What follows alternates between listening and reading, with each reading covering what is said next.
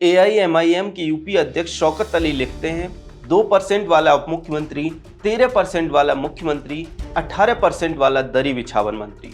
जब हम कुछ कहेंगे तो बोलेंगे अब्दुल तू चुप बैठ वरना बीजेपी आ जाएगी। इंकलाब हिंदी वेब पोर्टल के मैनेजिंग एडिटर आस मोहम्मद कैफ लिखते हैं 2.5% मल्लाहों के नेता को हेकड़ी से डिप्टी सीएम घोषित कर रहे हैं, 14% यादव को 51 टिकट दे रहे हैं, 17% मुसलमानों को झुंझुना दे रहे हैं। इतना लो फील कराना भी उचित नहीं है। दिमाग पलट गया तो उधार चुका नहीं पाएंगे। अशराफ हुसैन नाम के एक यूजर लिखते हैं मुसलमान सियासत का वह यतीम बच्चा है जिसे इलेक्शन के वक्त गोद लिया जाता है और इलेक्शन के बाद यतीम खाने में दोबारा छोड़ दिया जाता है। नमस्कार दोस्तों, सोशल मीडिया पर अगर आप एक नज़र देखेंगे तो ऐसी सैकड़ों पोस्ट मिलेंगी।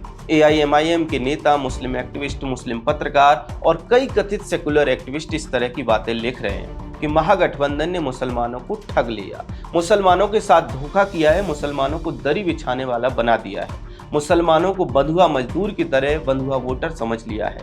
अब पहला सवाल ये है कि ऐसा क्यों कहा जा रहा है। तो देखिए, महागठबंधन ने बिहार में तेजस्वी यादव को सीएम प्रत्याशी घोषित किया है। तेजस्वी तक सब ठीक था, लेकिन जैसे ही मुकेश सहनी को मुख्यमंत्री घोषित किया गया वैसे ये लोग महागठबंधन पर एक तरह से फट पड़े। इन लोगों का तर्क है कि मुकेश सहनी की पार्टी VIP कुल 15 सीटों पर चुनाव लड़ रही है। 2020 के विधानसभा चुनाव में जब सहनी NDA में थे तब 11 सीटों पर लड़े थे, जिसमें से सिर्फ 4 सीटें जीत पाए थे। इसके अलावा बिहार में निषाद मल्लाह का वोट 9 से 10% माना जाता है, जिसमें से सहनी का वोट बैंक 2.5 से 3% माना जाता है। इन मुस्लिम एक्टिविस्टों का कहना है कि जब 2.5% वोट बैंक वाले को डिप्टी सीएम प्रत्याशी घोषित किया जा सकता है, फिर लगभग 18% वोट वाले मुसलमान को क्यों नहीं। मुस्लिम एक्टिविस्ट और पत्रकारों का तर्क तो सही प्रतीत होता है कि 18% जनसंख्या वाले मुसलमानों को महागठबंधन क्यों कुछ नहीं दे रहा, जबकि ये एक मुश्त वोट महागठबंधन को करते हैं। फिर सवाल उठता है, क्या इसके लिए मुस्लिम समाज खुद जिम्मेदार नहीं है? क्या मुस्लिम समाज के वोट देने का एकमात्र क्राइटेरिया बीजेपी को हराना नहीं है? जो भी दल, जो भी नेता बीजेपी को हरा सकते हैं, बीजेपी से मजबूती से लड़ सकते हैं, उसे मुस्लिम समाज वोट देता है। तो फिर क्यों RJD या फिर कांग्रेस मुस्लिम समाज को गंभीरता से लेंगे? क्यों उन्हें राजनीतिक प्रतिनिधित्व देंगे? उन्हें पता है कि मुसलमान कहीं नहीं जाएगा, RJD को वोट देगा या फिर कांग्रेस को वोट देगा, बीजेपी को तो कभी वोट नहीं देगा। ऐसे में उन्हें उप मुख्यमंत्री पद पर और ज्यादा टिकट क्यों देना?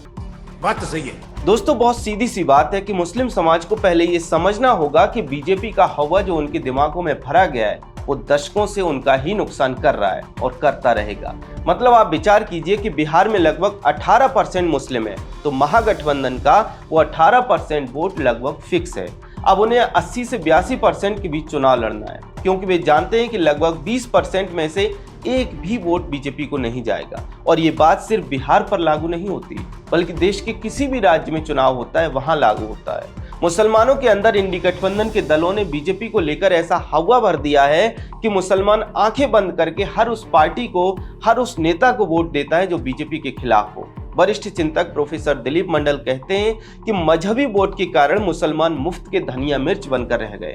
वे कहते हैं कि कथित सेकुलर दलों को मुसलमानों का वोट वैसे ही मिलता है जैसे सब्जी खरीदने के बाद दुकानदार आपकी थैली में थोड़ा सा धनिया और मिर्च डाल देता है। मतलब जैसे धनिया मिर्च के लिए कोई पैसा नहीं देते, उसी तरह से इन वोटर्स के लिए ये दल कुछ नहीं करते। इन्हें पता है कि अंत में ये हमारे पास ही आने हैं। मजे की बात यह है कि NDA की सरकारों में मुसलमानों को सबसे ज्यादा लाभ मिलता है। केंद्र और बिहार की NDA सरकारों की योजनाओं के आंकड़ों का एनालिसिस करने पर पता चलता है कि ये योजनाओं का बहुत बड़ा लाभ मुस्लिम समाज को मिलता है। इसके पीछे एक बड़ा कारण यह है कि मुस्लिम समाज को कांग्रेस की सरकारों ने हमेशा पिछड़ा रखा और अब NDA सरकार पिछड़े को प्राथमिकता देती है, तो उसमें मुस्लिम समाज अपने आप शामिल हो जाता है। चाहे राशन की बात हो, चाहे इलाज की बात हो, चाहे मकान की बात हो, सिलेंडर की बात हो, कोई भी स्कीम आप उठाकर देख लीजिए, सबसे ज्यादा लाभ मुस्लिम समाज को मिलता है। लेकिन फिर भी मुस्लिम कभी भी बीजेपी को वोट नहीं देते, PM मोदी को वोट नहीं देते।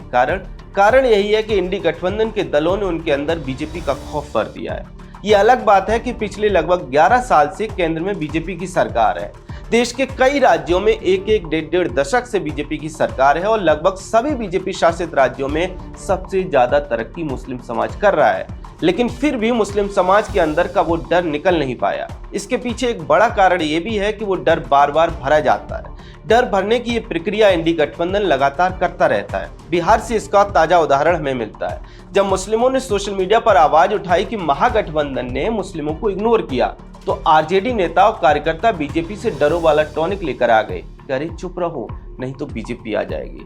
आरजेडी समर्थक प्रियांशु कुशवाहा कहते हैं कि अरे अगर मुसलमान डिप्टी सीएम घोषित कर देते तो फिर बीजेपी हिंदू मुस्लिम करके पोलराइजेशन कर सकती थी, इसलिए चुपचाप चुनाव हो जाने दीजिए। अब आप समझिए, आरजेडी न सिर्फ मुस्लिमों को धोखा दे रही है बल्कि अपने हिंदू वोटर्स को भी बेवकूफ बनाने का प्रयास कर रही है। देखिए, अगर चुनाव जीतने के बाद महागठबंधन को मुस्लिम उप मुख्यमंत्री बनाना है तो उसे अभी घोषित कर देना चाहिए, जैसे कि उसने मुकेश सहनी को किया है, जिससे कि वोटर्स के मन में ये स्पष्टता रहे कि अगर वो महागठबंधन को वोट करेगा तो उनका नेतृत्व कौन करेगा। ये क्या बात हुई कि अभी आपने मुख्यमंत्री और मुख्यमंत्री हिंदू घोषित कर दिया और अगर चुनाव जीतते हैं तो मुसलमान उप मुख्यमंत्री बना देंगे, जैसी की संभावना आरजेडी समर्थक जता रहे हैं। क्या ये हिंदू वोटर्स के साथ धोखा नहीं है? दूसरा सवाल ये उठता है कि बीजेपी जीत जाएगी इसलिए मुसलमान चुप क्यों रहें? आप उनसे वोट लेते हैं, आप उन्हें अपना बंधुआ वोट बैंक समझते हैं, तो क्या वे सवाल न पूछें? बीजेपी का उन्हें डर क्यों दिखाना? शहनवाज अंसारी नाम के एक यूजर ने आरजेडी समर्थक प्रियांशु कुशवाहा को इसका बड़ा अच्छा जवाब दिया। उन्होंने लिखा, इन जैसे हर पार्टी के दिहाड़ी मजदूरों का काम ही मुसलमानों को डराना है। बीजेपी जीत जाएगी तो जीत जाए, मुसलमान ने क्या बीजेपी को हराने का ठेका लिया है? तुम्हारे अपने लोग बीजेपी को वोट करते, उन्हें रोको। जज्बाती बातें करके भोले भाले मुस्लिम नौजवानों को बेवकूफ बनाना बंद करो। वैसे बेवकूफ बनाने की बात है तो मुस्लिम समाज को क्या इस पर भी विचार नहीं करना चाहिए कि क्यों वे हर बार उस नेता और उस दल के झांसे में आ जाते हैं जो कभी ईद पर उनकी मजहबी टोपी पहन लेता है या फिर उनके इफ्तार में आकर सेवइयां चटका जाता है? क्या उन्हें सिर्फ इतना ही चाहिए?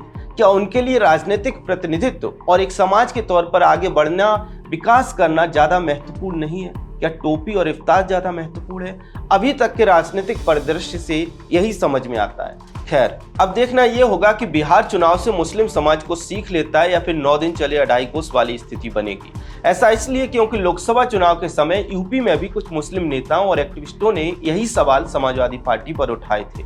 तब अखिलेश यादव ने भी मुस्लिमों को टिकट नहीं दिया था। अखिलेश भी मुस्लिमों को अपना बंधुआ वोट बैंक मानते हैं और उनका मानना है कि मुस्लिम तो कभी बीजेपी को वोट नहीं देगा, जैसा कि बिहार में महागठबंधन का सोचना है। ऐसे में अब देखना होगा कि बार बार राजनीतिक तौर पर हाशिए पर धकेले जाने के बाद भी मुस्लिम समाज को सीखता है या फिर बीजेपी से डरों के फर्जी झांसे में फंसा रहता है। खैर, बिहार में मुस्लिमों को डिप्टी सीएम का प्रत्याशी न बनाए जाने को लेकर आरजेडी के ऊपर मुस्लिम समाज के लोग सवाल उठा रहे हैं। इसको लेकर आपका क्या कहना है कमेंट सेक्शन में हमें जरूर बताएं। अगर आपको हमारा कंटेंट पसंद आता है तो हमारे चैनल को सब्सक्राइब भी कर लें। जय हिंद।